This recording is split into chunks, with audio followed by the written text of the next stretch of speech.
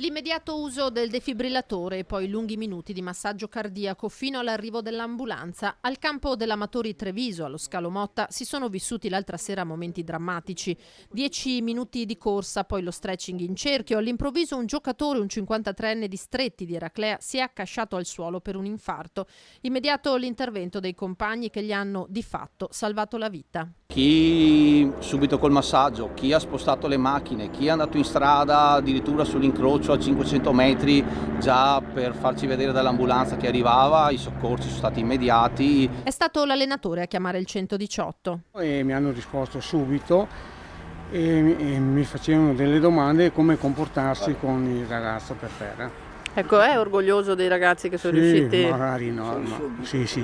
E in 4 di noi ci siamo dati il turno perché per fare un massaggio profondo ci vuole forza. Forse anche perché facendo i corsi a lavoro di primo soccorso, anche ho avuto un passato da bagnino, ero abbastanza sicuro di quello che facevo. Fortunatamente, essendo in 3-4 amici, compagni di squadra che sapevano praticarlo, ci siamo dati il cambio fino all'arrivo dei soccorsi. Ecco. Le notizie che arrivano dall'ospedale sono buone, il 53enne si sta riprendendo, un episodio che può valere da lezione per chiunque si trovi di fronte a una situazione del genere. Di non esitare, aver sangue freddo in quel momento là e aiutare la persona che c'è per terra.